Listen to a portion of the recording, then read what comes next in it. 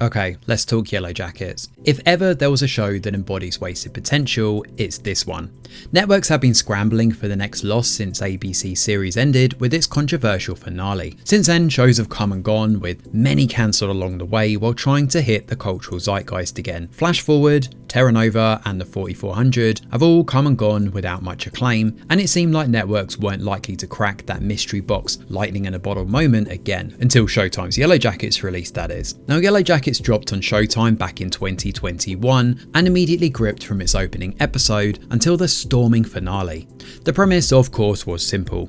A plane of high school girls crash lands deep in the Canadian wilderness, forcing them to fend for themselves. However, interspersed around that were the present day flash forwards, showing who survived and made it back and who is missing. It worked well as a structure, and the characters were interesting enough to stick with to find out what really went down, along with seeing how different, or not, these characters were in the present.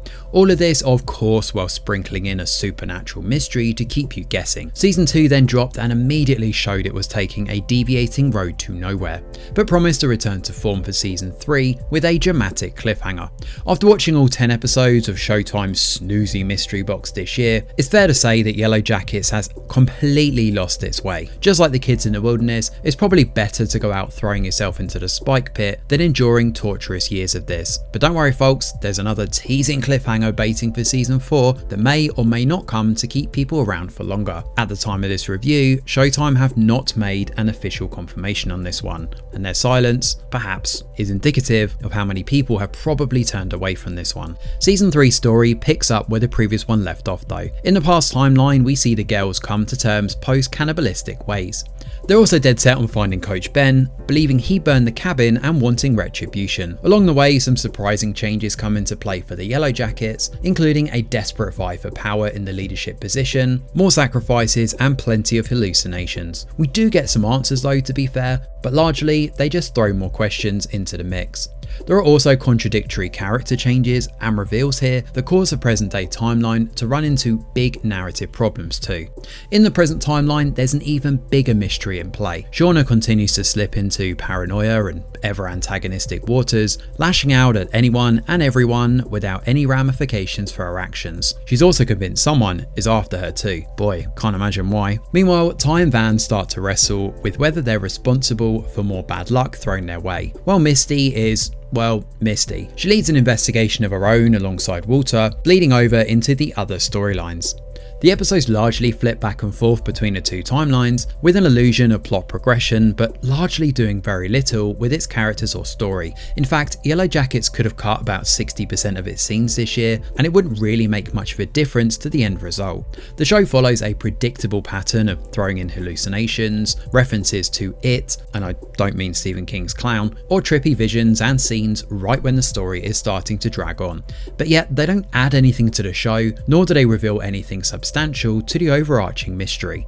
Once you notice the show using this smoke and mirrors technique to distract from its wafer-thin story, it's hard to ignore. Another problem with Yellowjackets though stems from the characters themselves. Shauna takes up the majority of the screen time, and she is by far the worst character in the show. She's written as a tragic protagonist who has lost her way, ravaged by trauma in the past, but she's such an evil, vindictive player in every single scene that it's hard to find any redeeming features with her. She's just an outright awful person all round, and even more so in the past this year. In fact, this feeds into that aforementioned narrative cohesion, because honestly, if someone was that evil and awful, why would you still be friends with them in the present? It doesn't make any sense. In Season 3, it feels like the writers are more self-aware of how terrible Shauna is though, and instead lean into this as if it's always been the writer's intention to do this.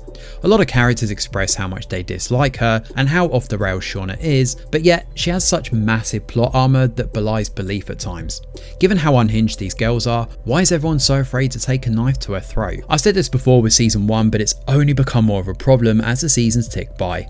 The decision to have flash forwards is one of the worst creative choices here because, in essence, it completely erodes any sort of tension for the wilderness storyline.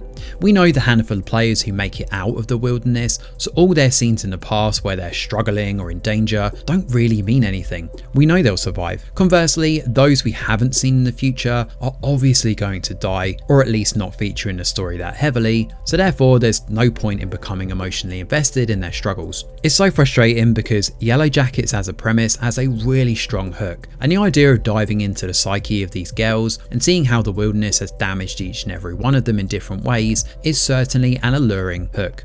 The trouble is, the show has completely butchered most of its potential with subsequent seasons that have resulted in continued diminishing returns the whole time. It's such a shame to see the show slip in this way, but similarly, the worst thing a show can do is waste its audience's time, and that's precisely what Yellowjackets has done for the last 2 seasons. Given the sheer wealth of different shows out there, there's really no reason to still be invested in Yellowjackets after this poor showing. For a series promising such high hopes early on, it's crazy to find such a steep decline into underwhelming mediocrity. The show isn't outright bad, given it's produced well and the acting is quite good, but it's also a show that constantly spins you in long, ill-defined circles. It almost feels designed to waste your time, and that's perhaps the biggest sin of all, because if the show isn't taking your time seriously, why should you? Thanks for watching, and do let us know your thoughts in the comments below. Smash a like or subscribe to the channel, your support is very much appreciated. I'm Greg Wheeler, and from all of us over here at The Review Geek, we'll see you on the next video.